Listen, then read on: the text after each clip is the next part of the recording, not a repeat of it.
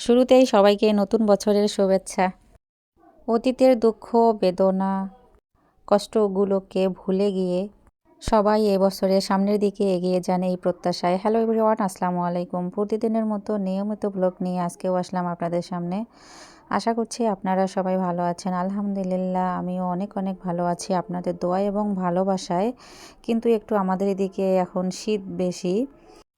এই শীত নিয়েই একটু কষ্টে আছি বাচ্চাদেরকে নিয়ে আর কি। তো যাই হোক, এটা প্রকৃতির নিয়ম, মেনে নিতেই হবে। তো ইনশাল্লাহ 2-1 দিন পর যেন রোদের মুখ দেখতে পারি, সবাই একটু দোয়া করে দেবেন। তো এদিকে তো আমি মাংস কেটে রেডি করে নিচ্ছিলাম, আর আমার ভাগ্নি আমাকে মিষ্টি কুমড়াটা সুন্দর করে কেটে দিয়েছে। মিষ্টি কুমড়াটা আমাদের গাছের একটা গাছে একটাই মিষ্টি কুমড়া হয়েছে। সাইজটাও দেখে বুঝতে পারতেছেন বেশি একটা বড় হয়নি। তো যাই হোক, তারপরেও তো কি সুন্দর কিন্তু কালার আসছে, তো দেখে মনে হচ্ছে যে অনেক মিষ্টি হবে। তো যেহেতু নিজেদের গাছের মিষ্টি কুমড়া, তাই আমার শাশুড়ি আম্মা কিন্তু বলেছে যে গরুর মাংস ছাড়া উনি খাবে না। তো যাই হোক, এই জন্য আমি এই আয়োজন করলাম আজকে। তো মিষ্টি কুমড়া কিন্তু গরুর মাংস দিয়ে খেতে অনেক ভালো লাগে আমাদের কাছে। আপনাদের কাছে কেমন লাগে অবশ্যই একটু লাইক কমেন্টস করে জানাবেন। আর আপনারা এইভাবে খান কি না অবশ্যই একটু জানাবেন। তো মিষ্টি কুমড়াগুলোকে কেটে ভালোভাবে পরিষ্কার করে নিয়ে নিলাম। মিষ্টি কুমড়া কিন্তু যখন রান্না করবেন তখনই পানি দিয়ে পরিষ্কার করে নেবেন। মিষ্টি কুমড়া কিন্তু পানিতে কেটে রাখবেন না।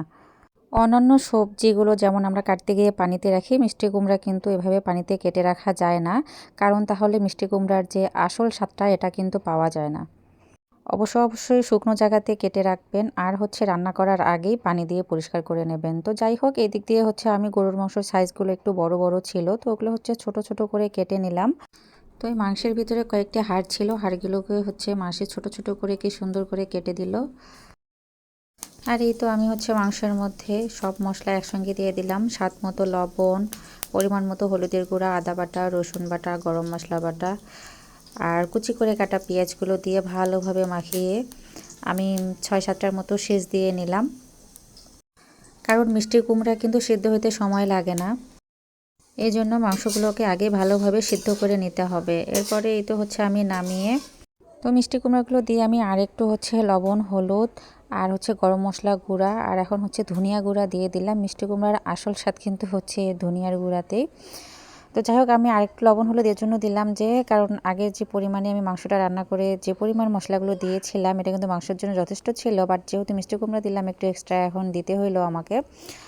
তো শেষে আবার এই তো কাঁচামরিচ দিয়ে দিলাম, আর একটু মরিচের গুঁড়াও অ্যাড করে দিয়ে দিলাম। আর এখন একটু গরম পানিও দিয়ে দিলাম, দিয়ে ঢাকনাটি দিয়ে 2টা সিজ দিয়ে নেব।